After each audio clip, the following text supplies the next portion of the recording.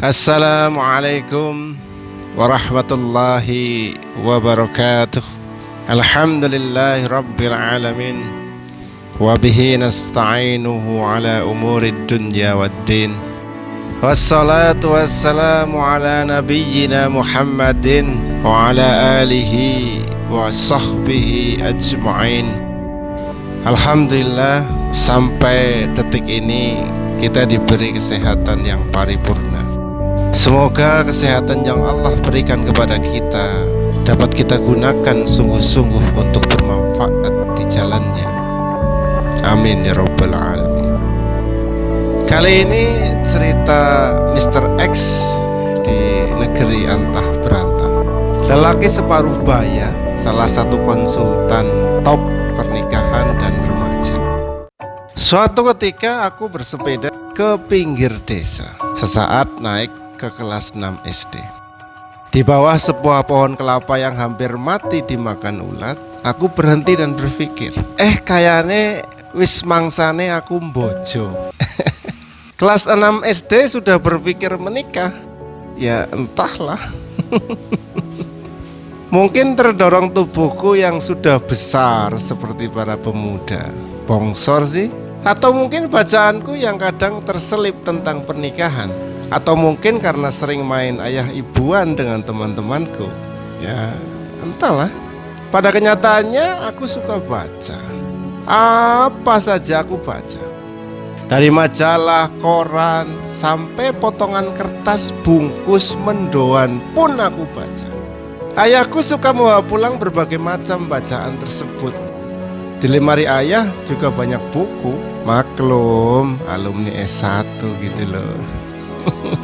Hingga suatu ketika di kelas 2 SMP, aku punya pikiran harus bisa meraih S1. Dan kalau mampu, lanjut ke S2. Saat sekolah dasar, bacaanku sebatas apa yang ayah miliki. Namun menginjak SMP, mulai banyak ragam bacaan yang aku suka. Dimulai saat pamanku sakit di rumah sakit. Beberapa malam itu, aku habiskan membaca berseri-seri Koping Ho. Kenal nggak Koping Ho? Cerita silat itu keren gaya silatnya. Dari situ aku suka silat. Mulailah aku membaca novel. Dari novel yang biasa, tipis, berdebu, entah aku dapat dari mana, hingga novel tebal-tebal dari luar negeri yang sudah berbahasa Indonesia. Dari novel pengembaraan hingga novel yang berbau hubungan percintaan. Wih, asik dong. Hingga seakan aku lebih dewasa dibanding umurku yang masih SMP itu. Suatu ketika, aku lihat kakak kelasku duduk di kursi di depan gedung sekolah dan sedang dicukur. Lalu kulihat dia disiram dengan air got yang diambil dari samping sekolah. Aku tak tahu apa kesalahannya.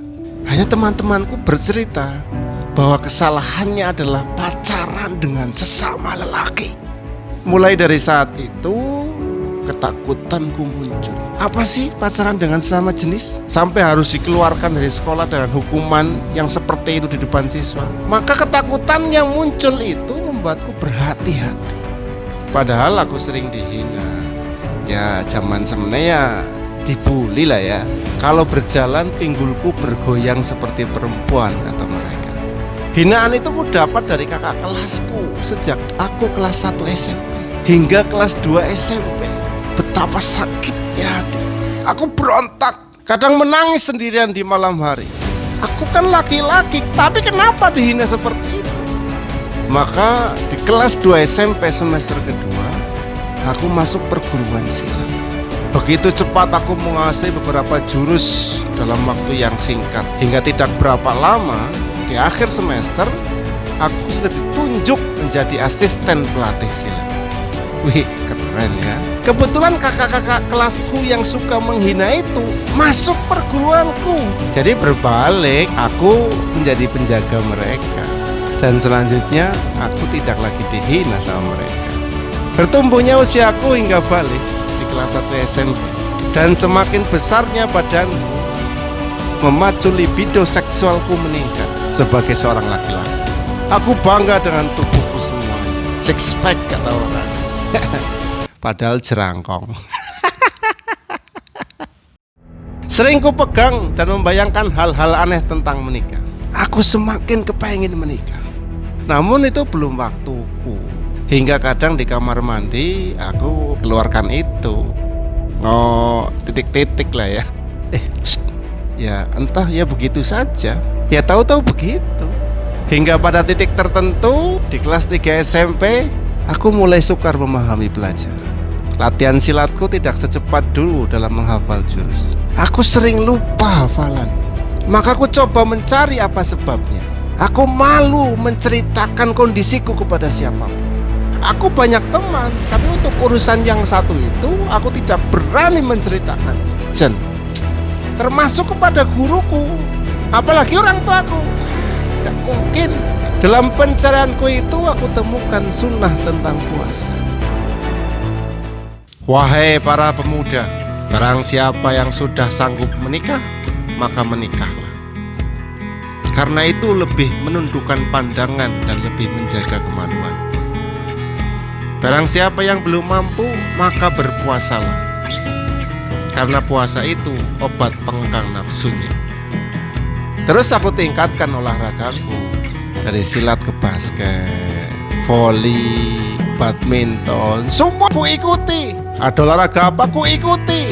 Gobak sodor aku melu. Jonjang wis utuh bangsane. Untuk menghindari rasa itu, sempat muncul perasaan tidak adil dalam hati. Kok tidak boleh pacaran? Kalau nggak boleh sama perempuan ya sudah lelaki saja. Pikiran buruk itu langsung hapus dengan cepat. Astagfirullahaladzim. Janganlah ya. Aku tambah takut saat ku baca cerita Nabi Lut alaihissalam. Azab yang Allah berikan kepada kaumnya itu luar biasa. Maka tatkala datang azab kami jadikan negeri kaum Lut itu terjungkir balik sehingga yang di atas ke bawah. Dan kami hujani mereka dengan batu dari tanah yang terbakar dengan bertubi-tubi. Surat Hud ayat 80. Namun setelah menginjak SLTA, semakin banyak aktivitas yang dilakukan. Pramuka lah, pencipta alam lah, hingga sering kemah berhari-hari. Setiap akhir pekan tak kulewatkan tanpa aktivitas. Ikut sana, ikut sini, yang penting aku ingin membunuh rasa itu. Namun ketakutanku tentang kejadian kakak kelasku dulu yang dihukum di depan siswa itu selalu menidurkan hingga aku kelelahan. Ya akhirnya aku mencoba nembak seseorang, yang jelas wanita. Saat semester 2 di tahun pertama aku kuliah, aku masih ingat saat dia berulang tahun, aku tunggu dia pulang kuliah. Lalu ku beri dia hadiah. Jadi malu karena hadiahnya tidak seberapa, dan ku bungkus sendiri dari kardus bekas pasta gigi. Tapi gagal. Di sisi lain, aku disukai gadis, namun tidak seagama. Beberapa kali kita jalan bareng. Sebenarnya sih asik. Sudah pernah kudatangi rumahnya. Aku seakan suka banget sama dia. Entah bagaimana ceritanya. Yang penting pikiranku itu hanya mikirkan dia. Ketemu di kampus, hanya dia yang kutemui. Wah, aku diinumi apa ya? Kayaknya kena dukun gitu. Saat ke rumahnya memang ada bau-bau kemenyan gitu. Sampai kita akrab banget loh, boncengan bareng ya. Mau juga kurangkul dan eng, tapi enggak ding. Dan Gusti Allah eman padaku, dan itu juga gagal. Entah sih, yang suka padaku kok ya lebih tua gitu loh. Dari mahasiswa hingga para janda. Maaf, sebenarnya masih bersuami, tapi sudah tidak akur. Itu hanya teman, tapi tidak mesra. Pikirannya ngeres. Aduh, kayak ceritanya tambah gemblung apa ya? Astagfirullahaladzim. Singkat cerita, aku lulus kuliah dan terus bekerja di swasta. Ora tidokan. Pada daftar ngene susah nerima. Tidak berapa lama aku pinang gadis yang tidak aku kenal sama sekali lewat saudara jauhku, dan sekarang jadi istriku. Gak kenal tapi jadi istri. Pacaran baru bojo. Asik. Ternyata sebuah kejadian dari SD hingga kuliah itu, perasaan itu hanya drama saja, mimpi. yang harus kulewati. Apakah aku mampu bersabar ataukah aku kalah? Ya begitulah.